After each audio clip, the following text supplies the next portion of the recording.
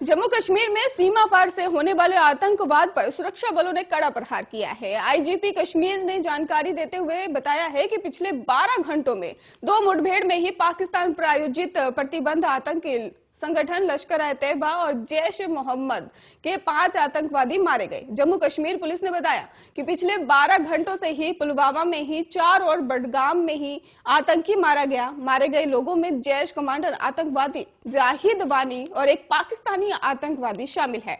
Police के एक अधिकारी ने यह भी जानकारी दी है कि दक्षिण कश्मीर के पुलवामा के ही नेरा इलाके में और मध्य कश्मीर के बडगाम जिले में ही चरार शरीफ इलाके में आतंकवादियों की मौजूदगी की सूचना पर कार्रवाई करते हुए सुरक्षा बलों ने वहां घेराबंदी अभियान चलाया था और उन्होंने कहा कि सुरक्षा बलों कर्मियों को ही तब तलाशी ले रहे थे और तभी पीछे से छुपे हुए आतंकवादियों ने उन पर गोली मारी शुरू कर दी थी और अधिकारियों ने बताया कि सुरक्षा बलों ने ही जवाबी कार्रवाई की और मुठभेड़ शुरू हो गई। और वहीं कल अनंतनाग में ही आतंकवादियों ने एक पुलिस कर्मी की गोली मारकर हत्या भी कर दी। और पुलिस ने बताया कि जम्मू कश्मीर पुलिस के ही हेड कांस्टेबल अली मोहम्मद गनी को ही अनंतनाग के बिजबेहरा के तबला इलाके में ही हसनपोरा में मौजूद उनके आवास के पास आतंकवादियों ने गोली मार दी। उन्होंने बताया कि गनी को ही गंभीर हालत में अस्पताल में ले जाया गया, जहां उन्होंने दम तोड़ दिया।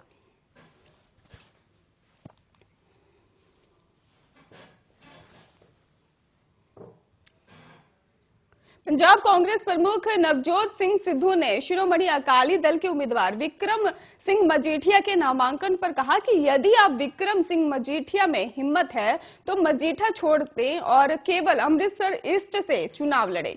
विक्रम सिंह मजीठिया ने ही मजीठा और अमृतसर ईस्ट निर्वाचन क्षेत्र से ही नामांकन दाखिल किया है और शिरोमणि अकाली दल ने पूर्व मंत्री विक्रम सिंह मजीठिया को पंजाब की अमृतसर ईस्ट विधानसभा सीट से टिकट दिया है। शिरोमणि अकाली दल ने विक्रम सिंह मजीठिया को अमृतसर ईस्ट से टिकट देकर इस मुकाबले को हाई प्रोफाइल बना दिया है। और वहीं कांग्रेस पार्टी ने ही पहले ही ऐलान कर दिया था कि अमृतसर ईस्ट के मौजूदा विधायक नवजोत सिंह सिद्धू इसी सीट से चुनाव लड़ेंगे। और विक्रम मजीठिया और नवजोत सिंह सिद्धू की दुश्मनी काफी पुरानी है। जिस वक्त नवजोत सिंह सिद्धू बीजेपी का हिस्सा थे तब उन्होंने अपने सहयोगी शिरोमणि अकाली दल के नेता विक्रम मजीठिया पर सवाल उठाने शुरू किए। माना जाता है कि शिरोमणि अकाली दल की नाराजगी के चलते ही बीजेपी ने 2014 में ही नवजोत सिंह सिद्धू को अमृतसर से लोकसभा का टिकट नहीं दिया था और इसके बाद नवजोत सिंह सिद्धू कांग्रेस में शामिल हो गए और उन्होंने विक्रम मजीठिया के खिलाफ ड्रग्स केस का मुद्दा जोर शोर से उठाया। नवजोत सिंह सिद्धू की ओर से बनाए गए दबाव के चलते ही ड्रग्स मामले में पंजाब सरकार ने विक्रम मजीठिया के खिलाफ एफआईआर दर्ज की और विक्रम मजीठिया की अग्रिम जमानत की याचिका को पंजाब और हरियाणा हाईकोर्ट ने रद्द कर चुकी है। विक्रम मजीठिया ने हालांकि अपने खिलाफ राजनीतिक साजिश होने के आरोप भी लगाए हैं। विक्रम मजीठिया शिरोमणि अकाली दल के ही मुखिया सुखबीर सिंह बादल के साले हैं और वो प्रकाश सिंह बादल के ही सरकार में मंत्री भी रह चुके हैं। विक्रम मजीठिया ने कहा कि अगर पार्टी चाहेगी तो वो सिद्धू को अमृतसर ईस्ट से चुनौती देंगे।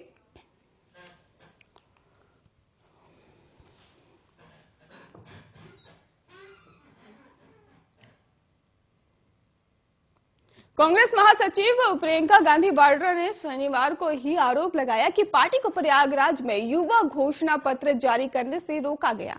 उन्होंने सरकार पर आरोप लगाते हुए कहा कि सरकार के दबाव में चुनाव आयोग और प्रशासन युवाओं के एजेंडे को दबाने और लोकतंत्र को कुचलने में लगा हुआ है।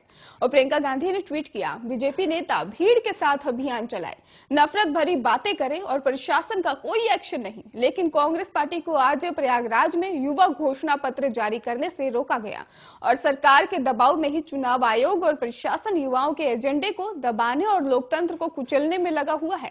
निष्पक्षता। और इससे पहले ही कांग्रेस महासचिव प्रियंका गांधी वाड्रा ने प्रयागराज में छात्रों के निजी लॉज में ही पुलिस द्वारा तोड़फोड़ का भी वीडियो ट्विटर पर शेयर किया और इस घटना की निंदा भी की थी।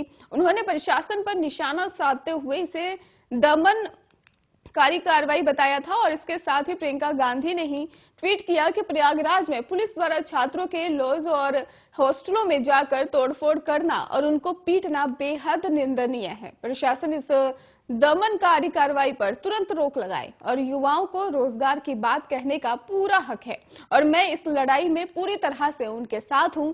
आपको बता दें कि उत्तर प्रदेश की 403 विधानसभा सीटों के लिए 7 चरणों में मतदान 10 फरवरी से शुरू होगा और यूपी में 7 चरणों में ही 10, 14, 20, 23 और 27 और 3 और 7 मार्च को वोट डाले जाएंगे, जबकि वोटों की गिनती 10 मार्च को होगी। और चुनाव आयोग ने ही कोरोना के मद्देनजर यूपी, पंजाब, गोवा, मणिपुर और उत्तराखंड में विधानसभा चुनाव के लिए 31 जनवरी तक किसी भी राजनीतिक रैलियों और रोड शो की अनुमति नहीं दी है।